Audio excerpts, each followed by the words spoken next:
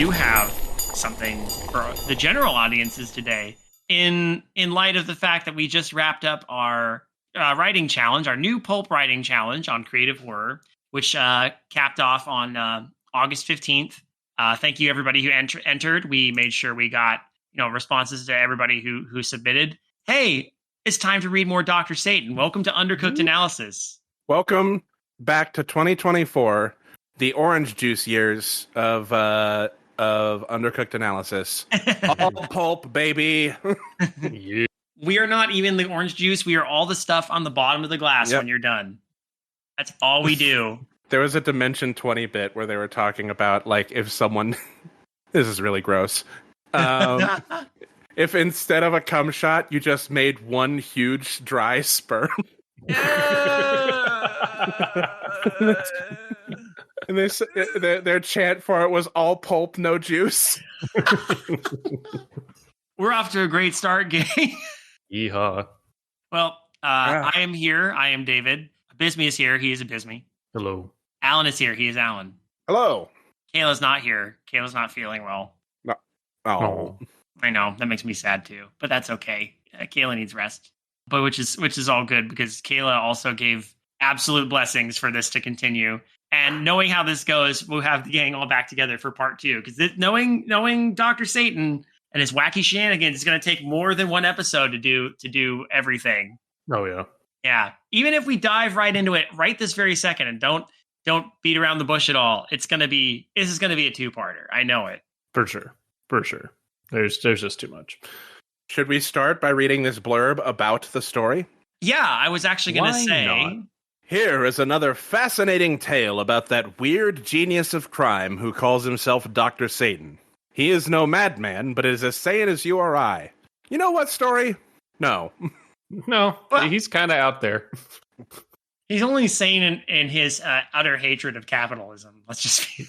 An immensely rich man, he has turned to crime for the thrill of it, and strikes down those in his path ruthlessly, heartlessly, and thoroughly. He's a sane man who kills people for fun. Yeah, like sane people do. I've never met anyone more sane than Dr. Robert Satan. He is as sane as you or I. You know how any one of us, if we had the money, would just kill whoever we wanted to? Normal. I think someone needs to check in on the editor of Weird Tales. Hey, Paul. Paid for by Dr. Satan 2024. Paul, what is this? Paul, come on. Paul? I'm letting you get away with a lot of stuff, but come on. He's really trying to justify Dr. Satan now. He's like, no. He's very sane. Mad, you say. Crazy, you say. Well, would a madman do this? Wow! He is master of amazing powers that make him the world's weirdest criminal. But also, he's normal. Normal and weird. If you have not yet made the acquaintance of this fearsome master of crime, meet him today in Paul Ernst's story, Hollywood Horror. You have a literary treat in store, and we feel like it. Oh, yeah. Everyone so far. Now, let brief recap of the 3 previous, 2 previous and 1 preceding Dr. Satan story that we've read so far. Have any of them disappointed? No. I will say, last one, I think, was coming down to the wire for me. Yeah. It was about to, I think it was close to being our most break-even, mediocre Dr. Satan story, now that we know the formula. Mm-hmm. But then it hit us with the clock. Yeah. Which then became the most insane thing about the entire story. Oh, here comes Dr. Satan with the electric clock. The clock and the shaving thing. And I mean, it does start out with Ascott Keane in a tree watching someone get killed for research purposes. Doing a silly dance and then being killed by a poisonous insect. Yeah, that is maybe my favorite aspect of Ascott Keane so far, is if it means getting closer to Dr. Satan, he will absolutely let someone die. He won't do anything about it, but he is getting closer. What's the score right now? It's got to be Dr. Satan like 50 to 0. Will Ascott get on the board at all? Because I don't count him saving anyone as a point, because he literally like has to solve the mystery to stop even one, and like at least 5 people die before then every time. Do we care that he saved those 3 people at the end of the last story? Not really. Not really. I'm sorry. They got kidnapped. A bunch of other people died. They were also rich. They were also rich assholes. Oh, fuck them. I would argue that Dr. Satan has never lost. He's just... Ascott Keane has figured out what he's doing, and so Dr. Satan is like, I'm bored of this now, and moves on to something else. Yeah, he always gets away. Yeah. At least like Batman locked people up in Arkham for a spell of time. Yeah. Dr. Satan just gets away. There is never any stay of Arkham. No one gets arrested for the multiple deaths. Grand larceny, fraud. Oh boy. Well, Ascott Keane is very bad at what he does. Yes. Not to mention Dr. Satan. We've yet to see Ascott Keane perform. I mean, he claims to have all these powers, but we've yet to see Ascott Keane perform necromancy. True. Dr. Satan is a fucking necromancer. Not to mention, I still stand by this. I think Dr. Satan ultimately, even if he's doing it for the wrong reasons, he's still killing incredibly rich people and is allowing 2 rejected members of society that otherwise would have been kicked to the curb to be his henchmen. We haven't met a single person who Dr. Satan hasn't eventually killed who didn't suck. That's true.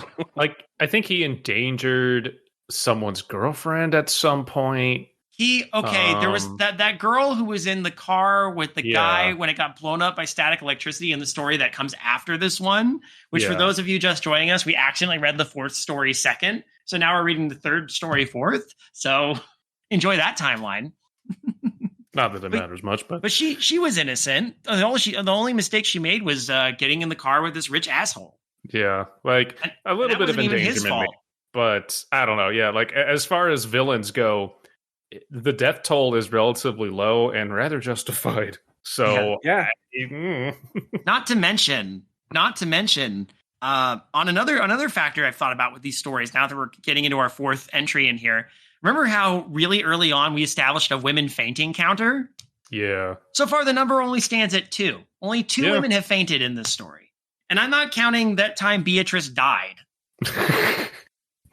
That's true. That wasn't a faint. That was an actual death. That was a death or a near-death state, I guess. That doesn't count. Well, and this series is incredibly homoerotic, so... Oh, yeah. Women fainting is not going to be a focus. No. It's going to be about the powerful, manly struggle between Dr. Satan and Ascott Keane. The very intimate, charged, manly struggle. Anyway. Skipping ahead to where we've read, Dr. Satan has suffered a single loss, and it is one of his henchmen. Yeah. We were more sad about Girth dying than any other character. Oh, you know what? That brings up a good point, because like most, colorful villains with tons of henchmen are disposable. Yeah. He's lost 1. He employs 2. That is incredibly efficient. Well, I'm not to be a stickler, I know, but he had 3 and he killed one of them because that one was going to betray him. Oh, yes, that guy from the 1st story. Yeah. Monroe. Yeah. His name was Monroe. No, you're right. But was he a henchman? He was like a kind of. He was like applying for the job almost. He was like a lackey at best. Like that was weird. Flunky. Like I know these are all interchangeable, but I would put Monroe on the level of flunky, whereas Curse and Bostiff are like right-hand men. And not to stress our by now obvious biases, but that guy seemed like he kind of sucked. Yeah. He did. He sounded like he was like an aspiring apprentice or something. So I don't know. He wasn't in the story for long. He was going to hold Dr. Satan's secret for ransom, essentially. So he was going to blackmail Dr. Satan. Yeah. I don't know. Should we roll to see who goes first? Sure. Well, I got a 12. Nat 1. I have to leave the game now. 7. I think that means I can't read the story with you. You just get to sit. All right, Gracie gets to read in your stead. Cool. All right. Well, and I got a 12, so I will start. All right, so you, then me, and then Gracie. Yes. Or future Maureen, actually. Future Maureen is waving at me from the booth. Oh, she made snickerdoodle cookies. That's so nice of her.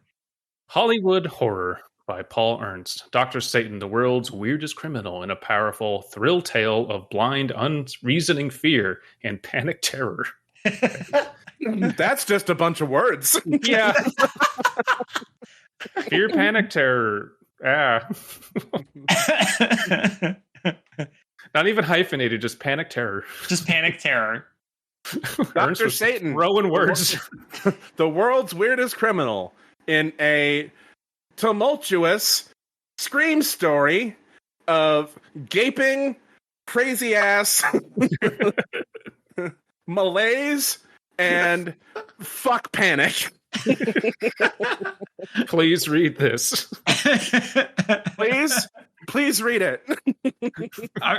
I'm sorry, you're trying to you're not helping the case of the story having homoerotic leanings when you say things like gaping. Gaping. Gaping.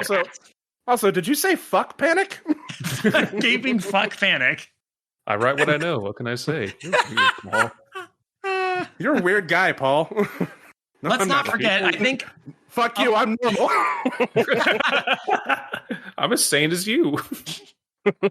Don't forget how last story, Dr. Satan did battle with Ascott Keane. Well, ostensibly Ascott Keane was naked, but it was actually a naked suit that he wore over diamond plate armor that deflected lightning. And he tried to fuck him with a crystal dildo.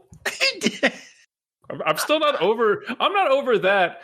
It's like, well, so when's this going to get triggered by lightning? Well, anytime there's lightning. Anywhere in the world? So you just had that on you? I love that he's just like, I just went down to the lightning store and picked up this lightning rod that picks up lightning anywhere. Dr. Satan, but could be literally lightning anywhere at any time. What if you were just carrying it and like, shut up, you? Those are fears of lesser men. Fuck you, I'm normal. All right. I am both intelligent and sane. I'm as sane as you and as sane as that guy over there. I am intelligent and sane and normal and also the world's weirdest criminal. Eat shit. Chapter 1, Death in Life. The central soundstage on the lot of the RGR Motion Picture Company was almost ready for the shooting of the main scene in the company's latest production. Outside the square, windowless concrete building, the massive doors were being closed. In a moment, the red light would burn, which would keep anyone from entering and ruining the sound effect. Inside, all was tense activity and bustle. The inside of the soundstage had an eerie, cavernous look. One huge room, it was dark and shadowy at its outer fringes, and its high ceiling was lost in darkness. Shadows of people and things appeared like soundless prehistoric monsters. Far above in the semi-darkness were shadowy platforms along which electricians were moving as they shifted scenic lights and equipment. An electric crane purred like a giant cat as it moved a heavy bit of scenery. There were shadows there, shadowy shadows that shadowed about. Shadow people who lived in shadows and cast shadows upon. In the corner of the soundstage, a set was being completed. It was for the picture Enchanted Castle, in which the great star Joan Harwell had the leading role. Men were hauling huge sunspots, incandescent globe spotlights, to platforms on 3 sides of the set. So we've talked about how these stories read more like screenplays. Yeah. I'm starting to think that Paul Ernst really wanted to write for Hollywood, and it's showing in knowing shit like a sunspot is a large incandescent globe bulb. Do we know much about Paul Ernst? I have not looked him up yet. Career so beyond we should probably do that. He wrote like not the Avengers, but stories about a group called the Avengers or the Avengers stories. The Avenger. It was the one Avenger. Yeah. Okay. That is his most popular series. Yes, the Revenger. Baby spots were also being fixed in place to give a beautiful backlight effect on Miss Harwell's bronze hair. All was prosaic, businesslike, commonplace in the moving picture industry. And yet, one of the electricians who was trundling a baby spot into position shivered suddenly. He was a small man, partly bald, with a sensitive, thin face. He had wide blue eyes, which, at the moment, glistened with something more than apprehension in the dusk of the great stage. It's either a hypnotized person or a zombie. Yeah, maybe. He paused beside another electrician, a burly, phlegmatic man, as he got the spot to the right position to play on Miss Harwell's head when he sat in the divan, when he sat in the divan around which the forthcoming scene centered. His hand touched the burly man's shoulder. "Bill!" he half whispered, looking embarrassedly around to make sure he wouldn't be overheard. "Do you feel it too?" Oh, this is a proposal. I can't keep quiet anymore, Bill. Listen, with everything happening with the stock market and everything and the depression, I can't keep my feelings to myself any longer. I really want to highlight our in-story artwork, which is to my eyes, Dr. Satan next to Ascott Keane, pointing as if to say, "You seeing this shit, Keane?" So check it out. To shed a little light in a non-helpful way, most of what I can find about Paul Ernst is that he didn't like people knowing a lot about him, so never told anyone shit. Good. The enigma that is Paul Ernst. I can kind of respect that. Same, honestly. Where'd you get the inspiration for this story? Fuck you. Suck my dick. I'm Paul Ernst. I'm going to kill the shit out of some rich people. I mean, write some stories. I love the idea that he was actually a vigilante out there doing this in order to help realize his weird plans. I will pass to you, David. All right. "Feel what?" grunted the big man. The smaller man cleared his throat, plainly torn between a desire to speak what was in his mind and a fear that he might be thought a fool. Desire won over. "There's a kind of funny feel to this joint today," he muttered finally. "I've never noticed it here before, but I can sure notice it this afternoon." "What are you talking about?" demanded the big man. "What kind of a feel?" "I don't exactly know how to describe it." The smaller man stared aloft at the spidery forms of workmen on the catwalk, then glanced around fearfully at the set, which had been constructed for the afternoon shooting. "Gives me the willies, that's all." The big man stared around with his forehead wrinkling. "Kind of quiet, like everybody was holding their breath," he said. "But it's always like that when we're about to do a shoot." "No, it's more than that," babbled the smaller man. His hand on the big man's arm became a frantic clutch. "Oh, God, Bill. Something's going to happen in here today. Something awful. Something not on the director's program. I could feel it. I know it." He moistened dry lips. He moved in to finally confess his love. "I remember once feeling like this when I was a kid. I've always been funny about feeling things. A spirit medium called me psychic once." He is going to confess his love. Anyway, this time, I was just going into a picture show. I was about 14, I guess, and I went with a couple of other kids. When we got inside the theater, I almost turned around and went out. I didn't know why. I just felt that something was going to happen. I tried to get the others to leave with me, and they only laughed. I couldn't explain my feeling, you see. I said I felt that something terrible was going to happen in that theater, and we ought to get out before it did. But they only laughed. We stayed. That's a page break? Weird. Yeah, weird. Even in the half-light, the whiteness of the man's face was perceptible. "Bill, it happened all right. The theater was the Mohawk Theater in Chicago. Everybody still remembers the name, and the fire that destroyed it and killed half the people in it. That was what happened, and I was the only one of the crowd of us who went in that got out alive." Wait, so he said half the people. So was he he went with two other friends? Is he talking? Wait, hold on. Pause. I am fucked up. Okay. Is this scared psychic guy a ghost?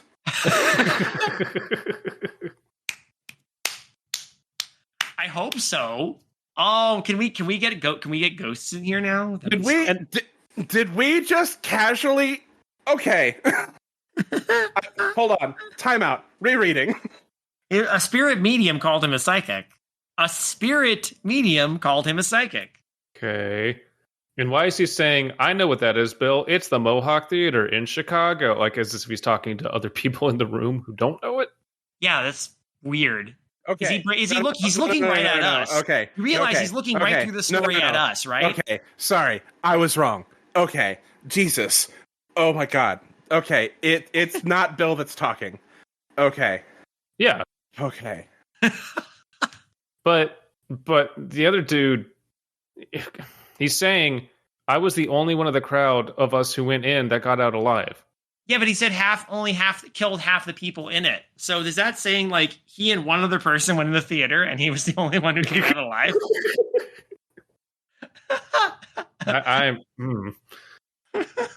Okay. The initial thing about ghosts, that was my bad. No, it's okay, but I want this to be a ghost story now. Everybody still remembers the name and the fire that destroyed it and killed half the people in it. That was what happened. And I was the only one of the crowd of us who went in that got out. Oh, half the people died. Wait. Does he mean the crowd of us, he and his friends? Like his friends died, but he was one of the people who got out alive? Did he go in to help? I don't know. Let me walk you through what I thought just happened, and now we can confirm did not happen. Okay. What I thought happened was this guy was talking to Bill about like this bad experience he had, and like I had a sense that something terrible was happening. I thought the next line was Bill, and he was like, "Yes, that did happen. Everyone but me died." So I thought he was getting mad at the ghost that's following him, of his psychic friend who died in the movie theater. Leave me alone. It's like I just got this sense that something bad was going to happen, and he was like, "Yeah, it happened. You died in a fire, dude." Stop bothering me at work. Okay, that's my bad. It's okay. All right. Okay. He wiped sweat from his face. I feel now today just the way I felt that night, an hour before the fire. I feel now this afternoon that something awful is going to happen in this soundstage. Bill, should I say anything to the boss or the director? Maybe get them not to shoot this scene today? Hey, because I'm psychic? Hey, director. I don't know if I've told you this before, but I'm psychic and I feel like something bad is going to happen today. Let's call off the whole shoot. The big man jerked his arm loose from the other's detaining hand. Aww. His phlegmatic face registered annoyance and contempt. Double aw. Are you nuts? Sure, they'll put off shooting this scene for the day with a $44,000 payroll just because you got a shivery feeling in your spine. I see him doing a thing like that. Why, when we make love later, I'm going to give you what for. But Bill, quavered the smaller man. You better get busy, said the other briefly. Come on, hop to it. Kiss me on the mouth. I saw you licking your lips earlier. Hurry up. Hop on me. I mean to it. The two left the baby spot the smaller. Hold on. The vernacular. The vernacular. The two left the baby spot the smaller man had adjusted to illumine Miss Harwell's bronze silky hair. The big man was scowling, and a sneer shaped his lips, his kissable lips. But the smaller man looked almost ill, and his eyes glinted like the eyes of a frightened horse in the dimness. Used to play bass for Horse in the Dimness. That's a good one, legitimately. Hey, we are Horse in the Dimness. Thank you for coming out to our show. Thank you, Toronto. The Horse in the Dimness.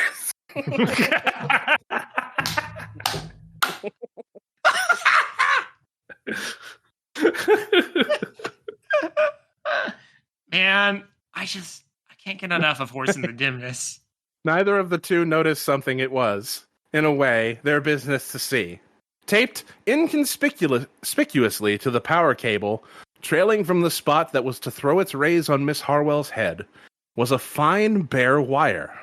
It entered the shell of the light along with the big cable. It was soldered, with the other, to the incandescent globe socket. And before this globe, there was a lens that differed just a little in color from the glass of the other lenses. A trifling difference. One any man could be forgiven for not seeing. but it was a change that was to introduce to Hollywood a horror such as had never descended on the moving picture industry before.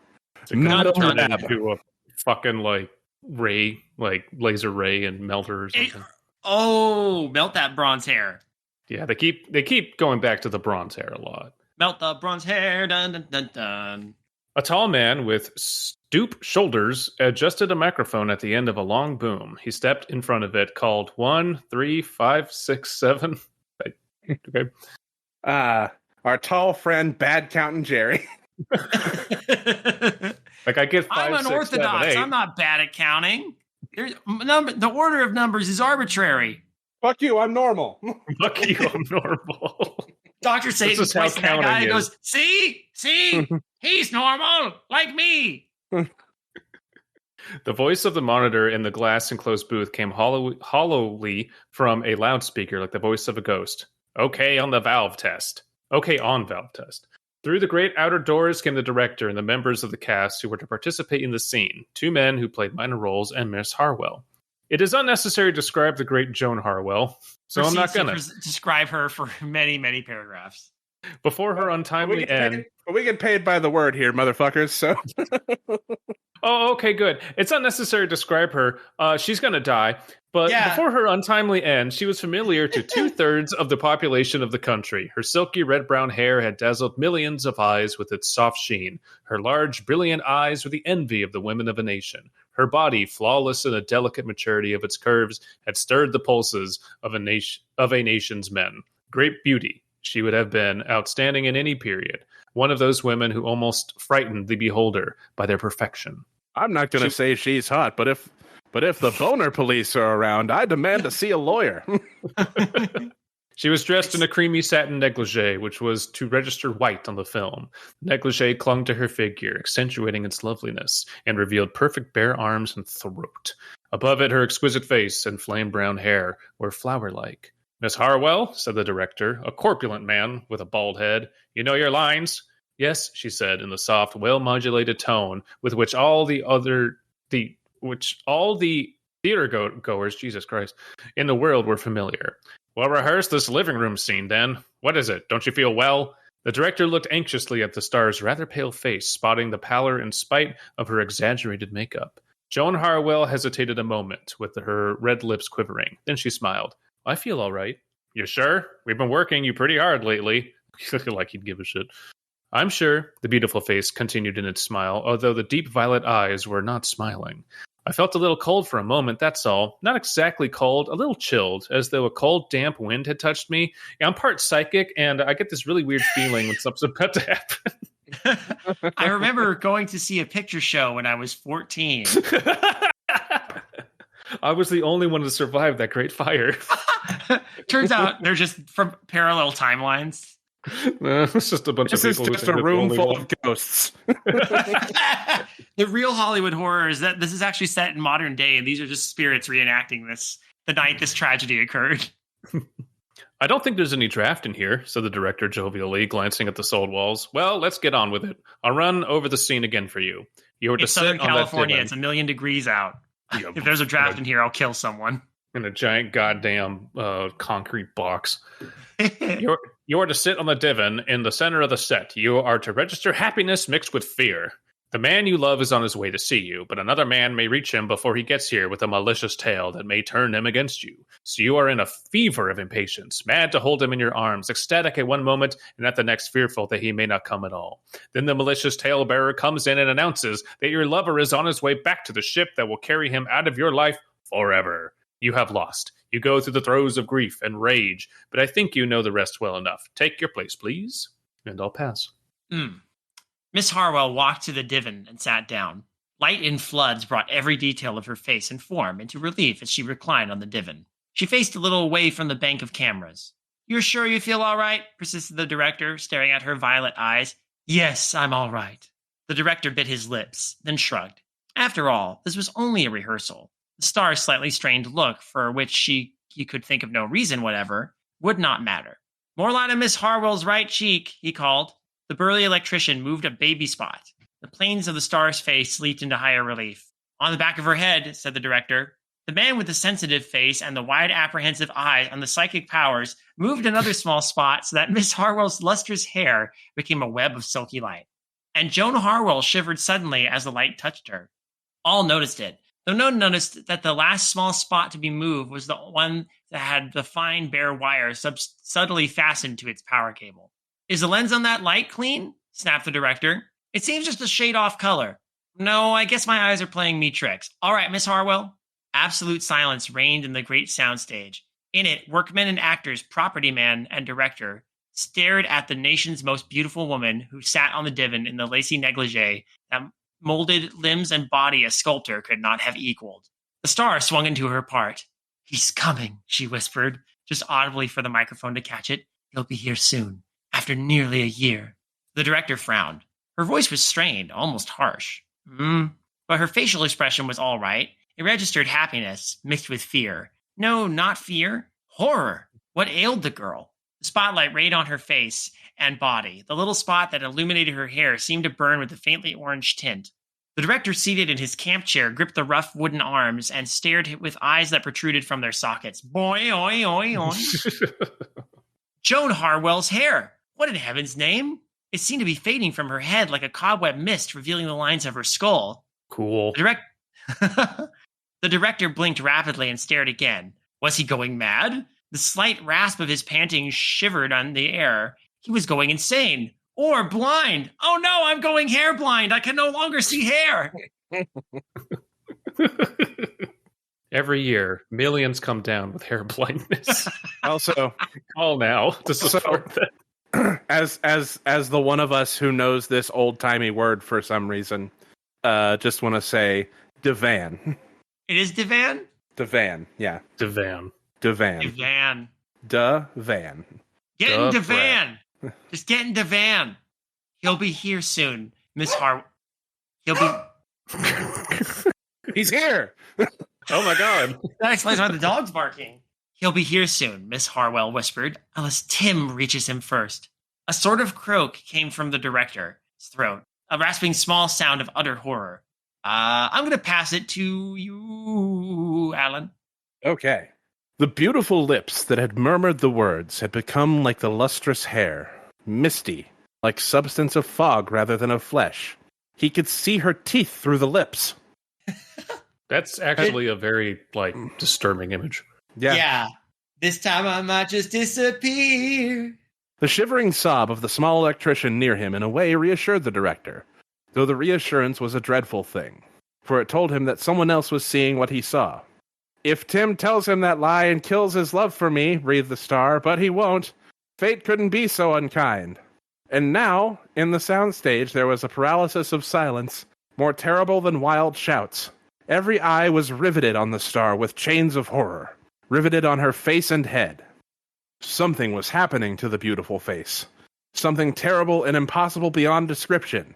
Something of which Joan Harwell still seemed unaware, though the tone of her voice had grown more strained and odd with each word she uttered. Her face was disappearing. No one thought to go and see if she's all right, turn the lights off, do anything. I'm just imagining people standing around like, that's weird. Huh. Are you seeing this shit? Check it out, Keane. That's what I'm going to do to your beautiful face, Keane. I just wanted to go back and talk about the earlier paragraph where it was like, there's no need in describing how Joan Harwell looks. And then we got 2 paragraphs of it that stopped just short of going, titties like damn. Given how I know how Dr. Satan operates pretty well now, I think that it's something that was put in her makeup and whatever is in her hair, and the lights activated it. I'm melting. Could be. Because she already felt weird before the light was on her. Right. Did they mentioned makeup. Did they mention anything that they put in her hair? Just that it's silky and perfect. Okay. Yeah, no, you might be right. Let's see how well Alan did. Anyway, her face was disappearing. Fuck. Shuddering. whimpering silently in his throat, gripping the arms of his chair, the director glared at the girl on the divan. And now, the metamorphosis, progressing ever more swiftly, was complete. And Joan Harwell no longer had a countenance that could move men to rapture and women to envy. Speak for yourself. Mm-hmm. Gone Just were look the out violet... that banging body. I don't know. Yeah. Titty's like, damn. Gone were the violet eyes and the straight small nose. Gone the silky hair and the creamy skin of cheeks and brow. On the star's lovely throat, a skull rested. No. With Nice. a scream, the director leaped from his chair. About fucking time, my guy. The slowest reaction time of any director in Hollywood. And his wild shriek broke the awful silence that chained the others in the soundstage. As one, they ran for the great outer doors, hiding their eyes from the thing of horror that now sat on the divan. All but the burly electrician, who stood near the cameras and stared, with eyes that started from his head. As opposed Hey, to... Hey, Paul? Paul, we gotta talk. At the thing that had been a woman. A gorgeous body, seductively revealed by a cream satin negligee, but a body on which was nothing but a grinning skull. Nah, My still God, would. whimpered the one man who had stayed behind. Oh my God, She's this beautiful. is my thing. I figured out what my thing is. Wait a minute. Hold on. The next paragraph. Oh no! Oh no!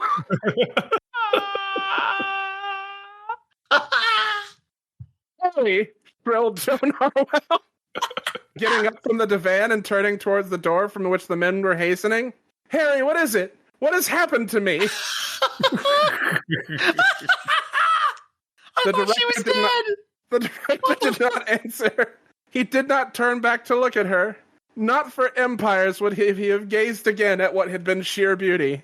He ran from the doors and out into the afternoon sun. The star was alone with a shaking big man in coveralls who stared at her with twitching terror in his stupid face.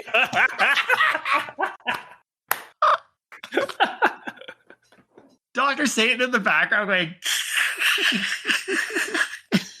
I thought I was going to do murder. I'm going to go a step further. I'm just going to make her alive, but have a skeleton head. Woo! Murder's becoming passe. I need to step up my game. Keane will never respond to boy. murder anymore. We know that guy doesn't care about human life. The only thing he cares about is beauty. Is he going to kidnap Beatrice again and threaten to do this to her? I wonder. Well, he technically hasn't kidnapped Beatrice yet. True. That was That happens in the next story. Whoopsie. It's all right. The thing that had been Joan Harwell walked... I mean, she's still alive.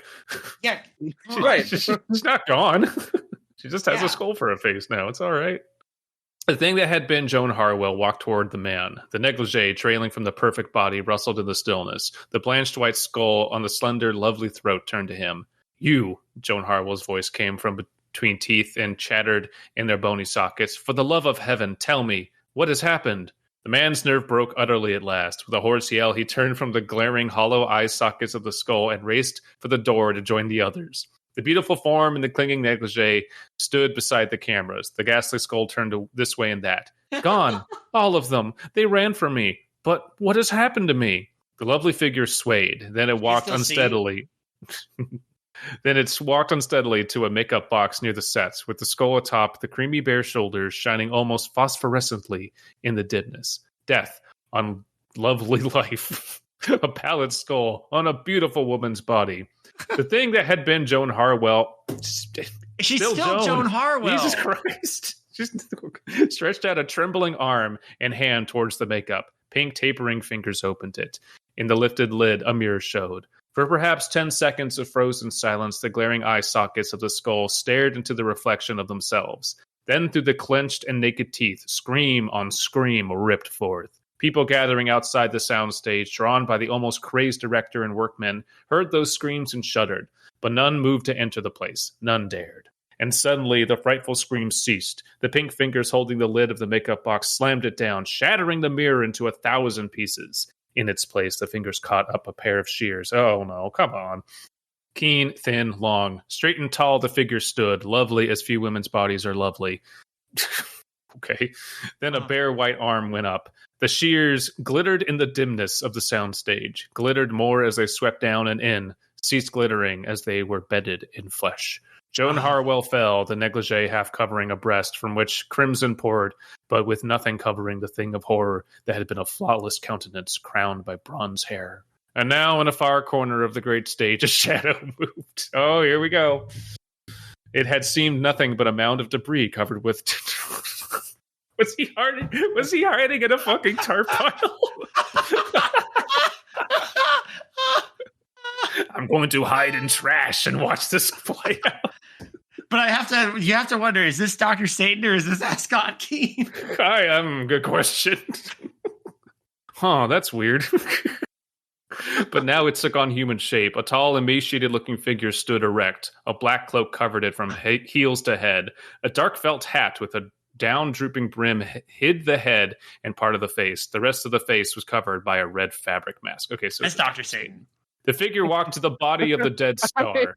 I almost thought it was going to be Keane just watching again. Yeah, that's what I had to ask. The figure walked to the body of the dead star and stared down. From eye holes in the red mask, black eyes gazed callously at the skull set on the creamy throat. Then the felt hat moved as the man nodded. Yep, okay. I did a good job this time. Silently, the figure moved from the body to the small spot that had been trained on Joan Harwell's head. Fingers sheathed in red rubber gloves ripped the bare fine wire loose from the power cable. Then the figure moved toward a smaller door in the soundstage leading into the property warehouse, where a secret exit could be made with the fine wire, which was all the clue that might have explained the method by which a flawless face had been turned to fleshless ruin. Dun, dun, dun. I love the fact that he was hiding in a bunch of trash. So perfect. I'm like a raccoon. I'm going to ask the most obvious question first. Okay. When Joan was asking what was wrong, was she not blind? Apparently not. No, this is like magic. She can still talk. She can still see. Like everything's disappearing, but not really. What if I want to posit something here? You know, what would be ironic? I'm just going to put this there because if this happens later, what if it's not something that's permanent? What if it's just like something that makes everything translucent so you could see it, the skull? And if she had just, I don't know, wiped her face off, it turned out it was just something that would only, like, it wasn't a permanent effect. If you're right, what if it's that? And it literally just is, you have to wipe it off, and that's how Keane like figures it out. I'm going to be really disappointed because that's stupid enough to be true. Yeah, I mean that's where we've read 3 of these now, and that's the kind of, especially with the clock reveal. Like, of course, Dr. Satan wouldn't get you to think, but all you have to do, it's not a permanent thing. If she went through the rest of her life, the effects would fade in time or some stupid shit like that. You know, like the clock reveal was such a game changer. Yeah. Yeah. Shall we press on? Right. Keep going. This is a cool image. You got to admit, this is a very. Oh, it was great. Yeah, I love this. It's very just horrific, like in a way that other deaths have not been so far. No, genuinely. But the fact that it apparently didn't kill her and apparently didn't make it so she couldn't see, that's where my head is out. Because if you don't have eyes, you can't see. Yeah, no, it's almost like it was an exterior illusion that everyone else saw. That's where my head is at. I'm thinking it's some kind of illusion. In our series of Dr. Satan films that we are definitely going to actually make. Yes. I think they should all be period pieces. And we've talked before about Dr. Satan being played by different actors. Yes. And us not explaining it. What if we did explain it and Dr. Satan is like the Dread Pirate Roberts? Right. Oh. Yeah. And the mantle just keeps getting passed down throughout the ages. And all of our like murder victims in the movies are like definitely, but definitely not based on real billionaires throughout the years. That could be great. And we get to the modern time and Dr. Satan kills someone who's definitely not Elon Musk. Yeah, no, totally. Oh, it's too good. So this has only got 4 parts, but each of these parts are pretty long. So do we want to see how far this goes? Let's get through 2. 2 and then See where we're probably call it, because we managed to fit in a lot of fluff in these. So we do. Part 2, Satan's Decree. In the conference room flanking the private office of the president of the RGR Motion Picture Company, 8 men sat. They were the wealthiest men of the industry, titans of the picture business. kill them. all gonna die. Kill them. But they looked like anything but titans as they sat there. They just all looked like a bunch of fat fuck businessmen. 8 identical Wallsteads. Wallstead Jr., Wallstead the Third, Wallstead Esquire. And every subsequent protege of Ascott Keane, they're like code name for like Dr. Satan's marks in our movies is just Wallsteads. Yes. All right, who's the new Wallstead? Which Wallstead are we dealing with today? Oh, it's good. The 8 were frightened to the verge of collapse, and they showed it. Their faces, whether lean or chubby, were paper white. Their hands trembled. Several smoked, sucked in great draughts from cigar or cigarette and expelling them again without really knowing what they were doing. And the eyes of all were turned toward the door marked A.R. Stang, President. President Stang. President Stang. In the big, it's always big. In the big private office behind the closed door, there was a sight to evoke the same dread as that inspired the day before in the soundstage where Joan Harwell gazed into a mirror and saw why men ran from her. Stang, the president, shivered in a huge leather chair next to the big desk across which normally flowed the business of RGR. But no business was flowing now. The desk was bare, and beside it, a fantastic creature, coward Stang, or the thing Stang had become. Oh, the president's corpulent body remained untouched, but his left forearm and hand were the hand and forearm of a skeleton. Cool. Like bony twigs, his fingers writhed and clenched while he sat there gazing at them, gazing out of sockets as eyeless as Joan Harwell's had been yesterday. For the thick neck of the man was no longer placed ahead. A skull was there, blanched, pallid, naked bone. No sound came from the fleshless mouth. Sounds had been worn out. For 18 hours, Stang had cowered in the office, unable to drag himself out of it to face the horrified stares of the rest of the world. For 18 hours, he had screamed and cursed, raving for those who knocked at the office door to go away. Now the first person to come into the big room was craziest. This is the craziest. Okay. Is this now the craziest thing? I'm going to turn you into skeletons, but selectively. Fuck you. Dr. Satan can now turn people into sentient, still living skeletons. It's like from Curse of the Black Pearl. Like when the moon comes out. Look, the spotlight reveals what we really are. You best be believing in ghost stories, A.R. Stang. You're in one. Quiet on the set. Jesus Christ. Oh. I just everyone listening to this, a huge office in the 40s, a big Hollywood office full of Hollywood producers and fat cats, and sitting at the head of the table in a business suit is a skeleton. Like, that's not even out of the realm of imagination in the year of our Lord 2024. Not at all. You know, I fully expect liches to be running everything right now. You know what'd be fucking great though? In our serial of this, Mr. Stang doesn't die. He gets Keane to solve the problem. He continues to run the studio, and we see him in future episodes, and he's still a skeleton, but he's coping with it. The newest production from Skeleton Head Studios. Whatever you do, don't invite that skeleton guy anymore. Red Skeleton, I hate that guy. He's always making fun of me. Weird and creepy. Now the first person to come into the big room was pacing up and down before him and shaking his head while he said with stiff lips, "I don't know what to do. I've been a practicing physician for 28 years, and I've never seen anything like it. You haven't. Skeletons don't usually move and talk without the things that let them move and talk and see. How are you seeing without eyes? Well, how do you walk around without a brain? I've been a physician for 28 years, and I ain't never seen a skeleton talk. This is, I've never seen anything like this. So, on a related note. Guys, this fucking rules. I love this so much. This is horrific, and I love it. Skeletons, I'm sorry, skeletons are just goofy. We can't we live in a reality now where skeletons are just goofy. It's fucking great. I love it. This is goofy shit. I mean, horrific in implication, but visually, this is hilarious. The fact that they're like, like they don't realize they're skeletons until someone shows a mirror and they're just going about their day. It's wonderful. I love it. Is Dr. Satan's plan to turn everyone into skeletons so they can realize that some important lesson about racism? I'm going to turn everyone into skeletons because it's cool.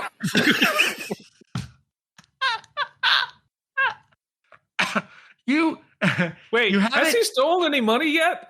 No, we don't know what Because he thinks it's cool. No one's been held for ransom. He's just doing it.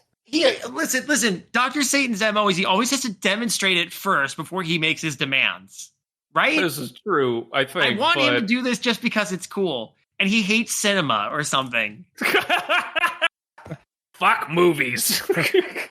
I auditioned for a part way back in the silent pictures, and I was told I was chewing too much scenery. Chewing too much scenery in a silent film?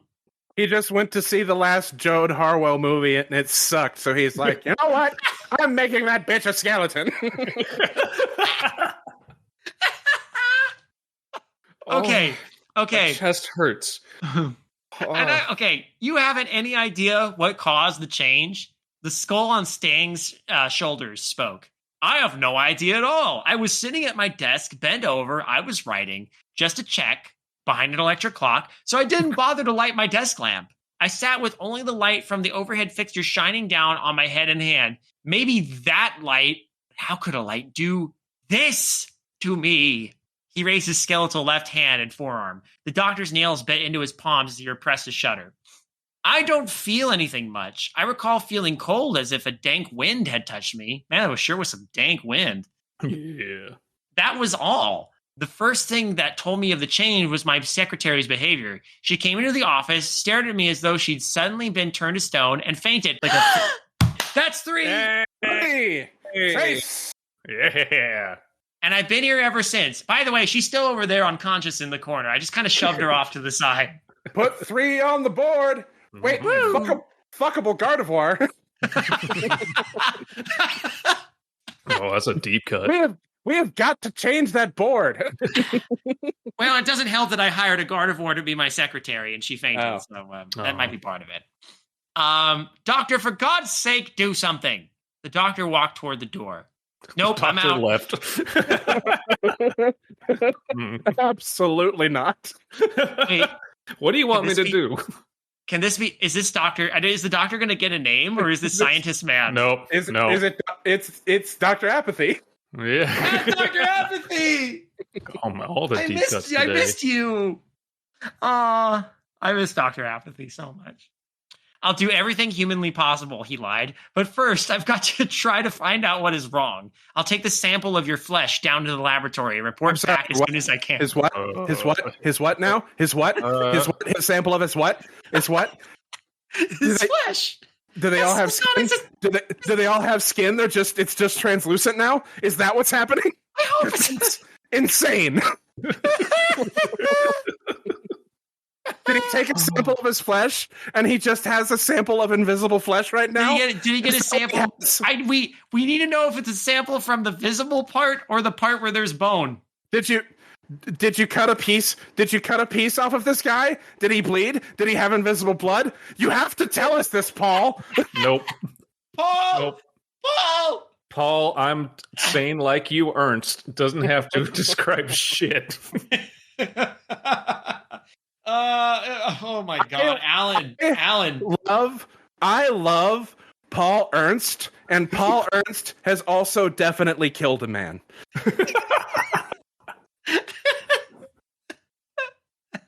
Paul Ernst is the Neil Breen of 1935. He so is. Abysmii, we're at a page break. No, Alan, I'm passing it. Yeah, on. Alan. No, that's me. Go ahead, Alan. Okay. Oh my god. Woo. He opened. We're only reading half of this story tonight. It is going to take everything in my power to not keep reading this. Same. He opened the office door with a reflection in his eyes of the panic that had filled the eyes of those who had fled from Joan Harwell, and went into the conference room. The 8 executives in there surrounded him. Doctor, what causes it? Is it some new disease? Is it contagious? Is it controllable? Rasped one who helped crumpled in his fist a sheet of notebook paper. That one's definitely a Nazi. Can we use it to make real skeletons for my movie picture show? The doctor brushed them aside with a weary wave of his hand. Gentlemen, I know nothing yet. I can only tell you what I told Mr. Stang. So I have to tell you guys that there's a pro wrestler named Sting. Mm-hmm.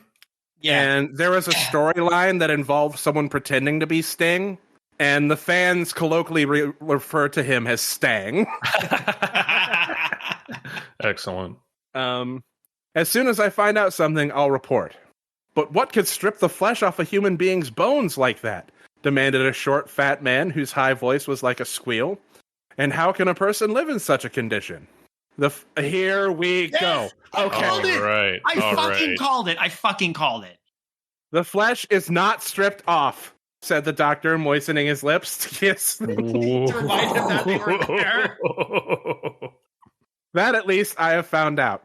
I found it out by feeling of the affected parts. The flesh is still there, gentlemen. Mr. Stang's head is not a naked skull. Hair and flesh and eyes and features are still there. But in some unguessable way, they have been made invisible or transparent. This rules! Okay. Oh, that makes Joan Harwell's death extra tragic. If they had stopped for 2 seconds to figure this out, she could have lived. The flesh. If someone had just walked up and been like, "Hey, let me get you out of here," throw a towel over her head, and then you'd see that the towel would still show the impression of a nose, and yeah. The flesh is as it always was, but it is as translucent as so much spring water, so that all you can see is the bony structure underneath. Similarly with his left hand. So, okay, hold on. It's just his skull in his hand. Yeah. It was only the only things that the light hit, the overhead light hit, where the hand so he had his left hand was skeletal, his right hand was normal, and his skull was a skull. So so he's like a half skeleton or like a quarter. No, I mean like a small amount. We have to get he's into like 1/10 a skeleton. We have to get into how bonkers the next sentence is. Okay. Similarly with his left hand. So it is not as bad as we feared.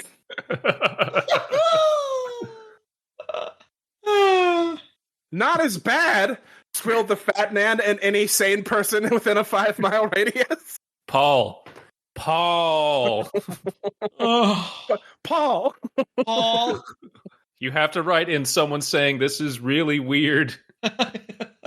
Okay, I'll have a weird pig person say it's not as bad. Yeah, absolutely. Does it make it any the less frightful that the skull is not really a naked skull? To the eyes of all beholders, it is only dead bone. An illusion, the doctor began shakily. The only sane person in this story is the doctor. Hell, man! In a case like this, illusion is as ghastly as reality. Stang can never mingle in the world again like that. At a stroke, he has been made into a thing that is dead even though still alive. You've got to do something. The doctor returns and puts Groucho glasses on. It's time to put on makeup. Go. It's time to dress up right. The doctor shrugged, opened his lips as though to return. The doctor shrugged. It really is Dr. Apathy. Look, I don't know, man. What do you want me to do? Opened his lips as though to retort, and then went out of the... He just shrugs it away.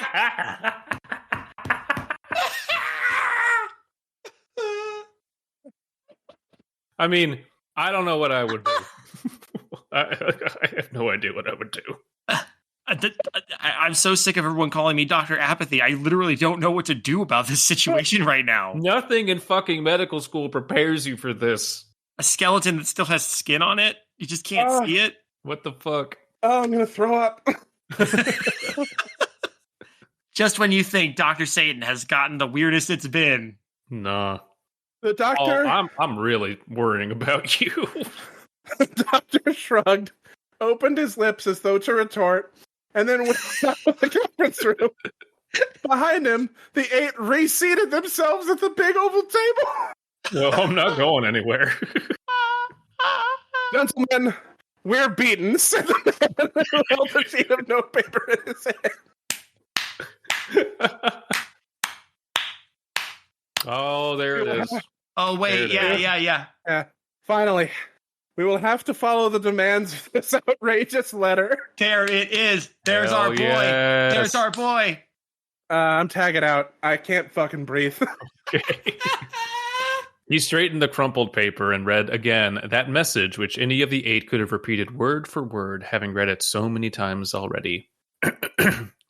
Bertrand C. Phillips, president of Acme Pictures Incorporated. You will arrange to pay me $500,000 by tomorrow at midnight. You will also instruct your star, Dorothy Dean, to pay to me the $380,000 she has invested in government bonds. If the payments are not made, she will suffer the fate of Joan Harwell, and you shall become Isaiah Stang, whom I advise you to visit immediately in company with other motion picture heads. His appearance may be an object lesson. Signed, Dr. Satan. All I can imagine is someone says, "We need to get to Ascott Keane," and he just like pops out of a potted plant or something. No, I was watching the entire time. Yeah. The man with the letter looks around the circle of faces. Bertrand Phillips, he said. That's me. Hi. If I don't pay, I'll have a skull for a head and enter into a life and death such as lies before Stang. If I do pay and persuade Miss Dean to pay, it will be only a beginning of the schemes of this man who calls himself Dr. Satan. Every one of you will have to give in to the same threat in turn, and then all of us will have to keep on paying millions to the fellow. The little fat man shook his head like a scared, bewildered child.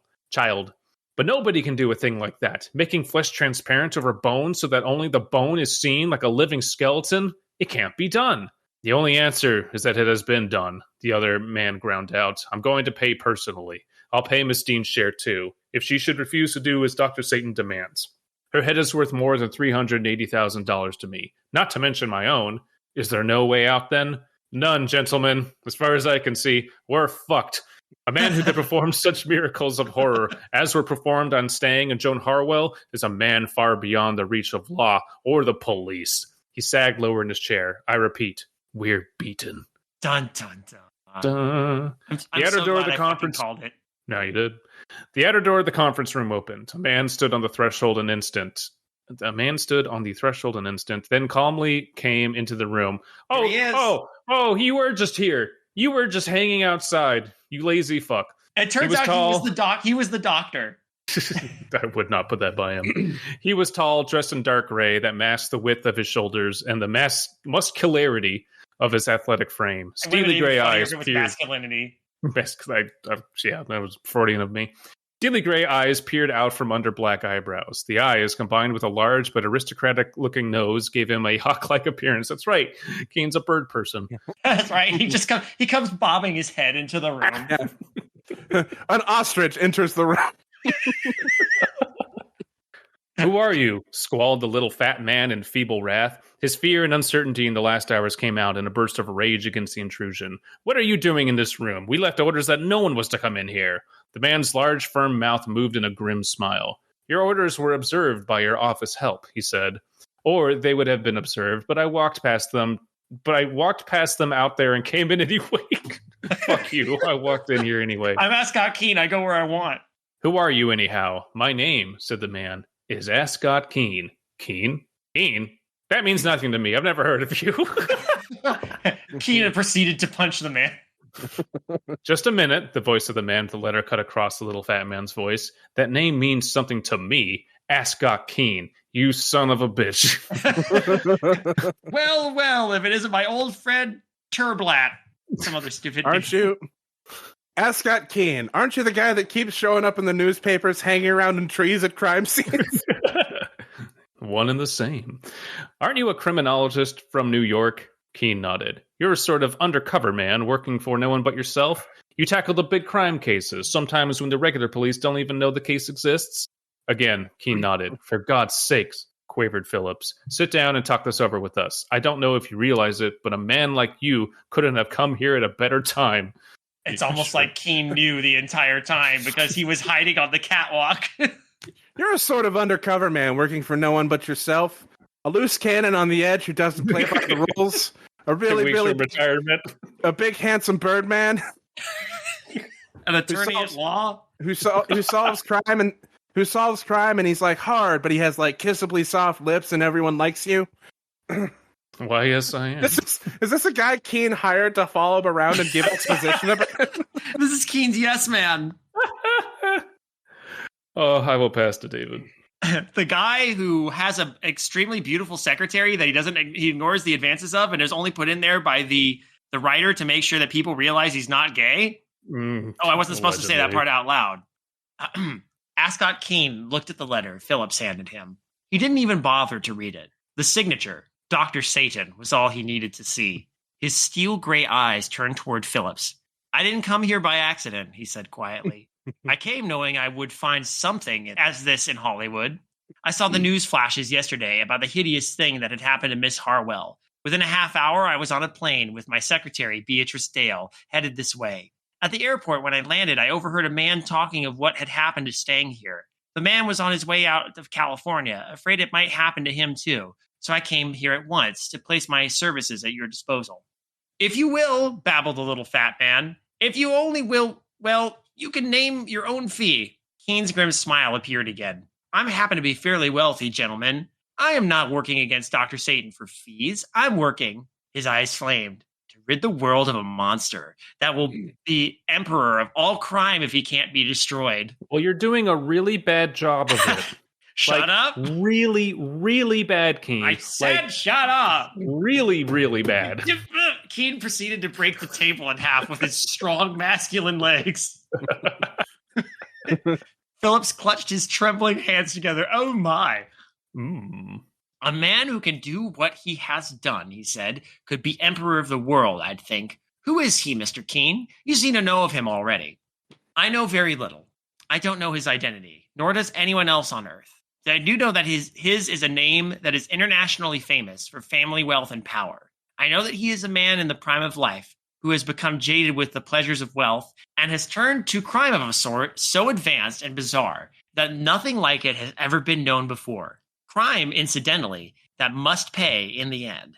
That is one of the rules of his game. Though he is perhaps richer than any one of us here, he must get money from his crimes or they would not be successful, and he would not get his thrill from his grim play. I invented paper clips. I'm going to pass it off to you, Alan, to close us out. Okay. The little fat man clutches. Hello, New Wallstead. You can stop him, can't you? He squealed. You can force him to leave Hollywood? Money? Successful crime? Other plot points? I used to play bass for Successful Crime.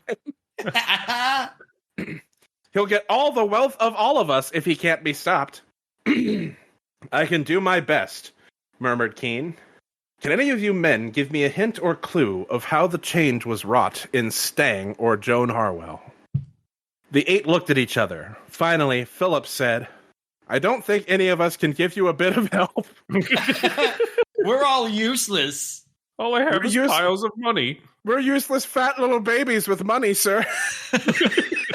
Just like every billionaire. I doubt if Stang himself can. His voice sank to a fearful whisper. I wonder where Dr. Satan is here in Hollywood. And I wonder if he has prepared my fate and that of Dorothy Dean already. Hard cut to Dr. Satan, like, doing every tourist thing in Hollywood you can do in broad daylight. While all this is going on, he's going to steal the land from the Hollywood land sign. He's going to literally steal the last 4 letters and go, ha ha! He's like slurping ice cream at the Griffiths Observatory. He's looking at what he did, and now it only says Hollywood! And this is pretty good. You want some, girls? Oh, thanks, boss. Boston, what are you doing? I'm trying to put a penny in the little thing that lets me look at Hollywood, sir. Let me do that for you. It's hard, I know, when you've only got the hands. Anyway. I'm going to see if my hands fit in red skeletons. Man, I keep getting worried that there's going to be diminishing returns on Dr. Satan stories. And every single time. Nope. Paul Ernst has given us the gift that keeps on giving. Oh. Woo. Oh my god. This is so fucking insidious. Dr. Satan, is this the one time his crimes haven't involved direct murder? So far. No one has to die. They can just live the rest of their lives as transparent people with skeletons. Yeah. I mean, that's maybe the first time I've ever been reading one of the stories and had to pass because I was getting lightheaded. Oh my god. Oh man, I can't wait. Yeah, what?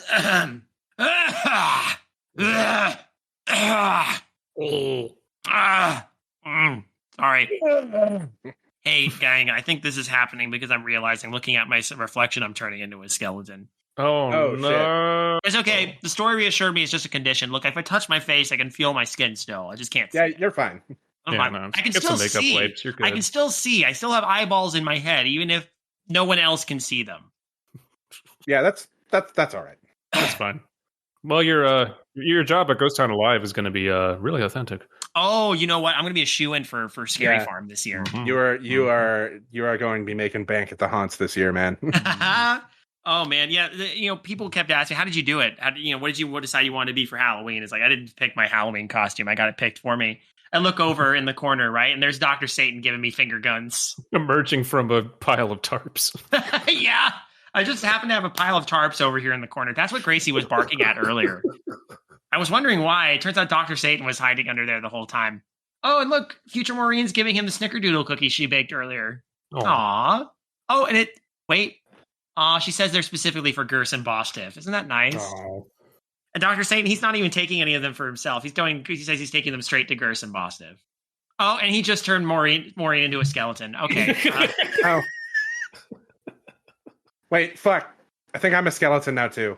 It's a good thing this is a podcast and no one can see us, or else they'd all run away in horror. And no one will help at all. No, apparently skeletons are too scary. I like that. That is just, like, that was probably the scariest thing they could think of back then. Just skeletons. It's amazing. This is... I don't want to bury the lead too early. This might be my new favorite Dr. Satan story of all of them. It's a strong start. It's pretty great. That's wonderful. I of all the things I expected with Hollywood horror, I didn't expect transparent skeleton-itis. I thought, burning down sets or something, but no, this is like making a zombie film crew. It's gonna have to fumble pretty hard to not be A tier. Yeah.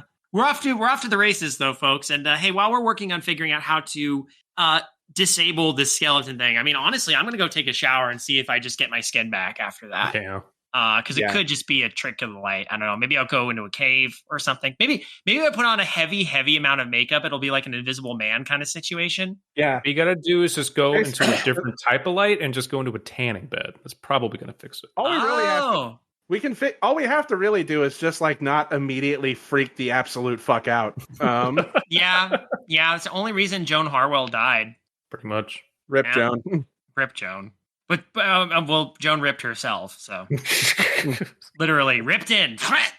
Hey. But while we're figuring this skeleton business out, there's no bones about it. You should come and support our podcast. Yeah. If you're not already subscribed in some way, hey, this is a great time to do so. We're in our year of pulp, and we got a lot more on the horizon because, as I mentioned before, the new Pulp Writing Challenge is officially over. Our entries have been cataloged, and we are going to be reading those in October. So we got a lot of stuff to look forward to. But in the meantime, there's part 2 of this. So if you haven't already joined us for this podcast, please consider subscribing and sharing this or following through on whatever platform you're listening to this on, be it YouTube or podcasts or whatever. If you want to support the show in an additional way, you could visit us at creativehorror.com in general and see all of our other fantastic shows that we have there. One of which we essentially did a Jameson tapes of in the Dregs. Mm-hmm. We basically cut, a nod to one of our other fine podcasts on this show or on this network. And speaking of Dregs, you want to hear those, patreon.com/creative horror is where you can go to get extra behind the scenes content. We have 109 episodes of Choice Dregs out there now, not to mention a decade's worth of backlog stuff in general, and more to come on the horizon. We're still kind of getting our feet under us, under the change, but it's been going good. We're feeling pretty copacetic, trying lots of different things. It's been a good year so far. And every little bit helps to keep the lights on at Creative Horror. That money goes, any money donated goes directly to help us with our projects on Creative Horror. So we really appreciate everybody who has donated so far and who has been a patron for a while. And if you want to join us at any dollar amount, cool, that'd be awesome. And if not, no worries. We'll still produce this stuff for you. You just don't get to hear the Dregs. True. And the Dregs are fun. We have a lot of fun with the Dregs. It's how we warm up. Not to mention, you can also see the pilot episode of Alan Drinks and Watches The Thing. Yes. A Thing, now that I have the new computer set up, I may try and do a little more often. Fuck, yes. I love it. Yeah, there was 2 completely finished episodes of that previously done that my old laptop ate and then spit up as nothing. That always sucks. I hate that when that shit happens. That happened to one of my old laptops, and I lost. I'm glad I backed a bunch of it up, but I lost a lot of content that was in the works. Everyone's gonna be sad to hear what they missed when I say it, but people missed out on a 25-minute video that was recorded an hour after I saw Madam Web, and over the course of the video, I drank an entire bottle of Mad Dog 2020. Now I'm sad. I wanted to end this on a high note, but now I'm sad. Thanks, Alan. No problem. Good evening, intrepid listeners. This is the Pasta Shade, the host of Midnight Marinara, and this podcast is part of creativehorror.com. A network of podcasts and creators working together to build a constructive community of horror fans. For more content like this, visit us at creativehorror.com.